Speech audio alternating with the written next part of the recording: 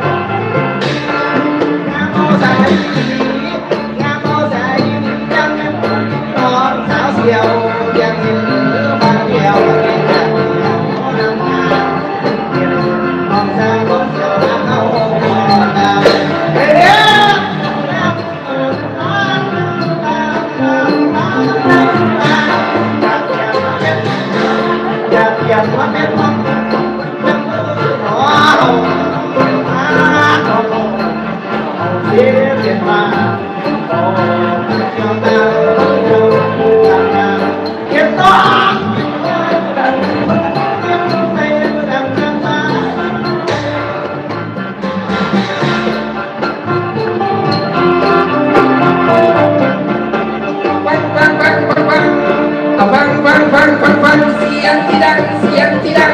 เสียงที่ดังเสียงที่ดังเสียงที่ดังปวดฟังเถอะนะเสียงที่ดังจะมา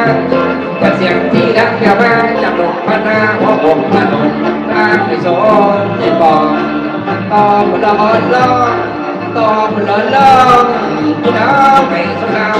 มาบอลเสียงดังไกลไกลไกลไกลไกลไกลคุณลูกเห็นอีม้ากินข้าวกับเสียบเห็นอีม้ากินข้าวกับเสียบเห็นมีคนเรียนแล้วเลยนะ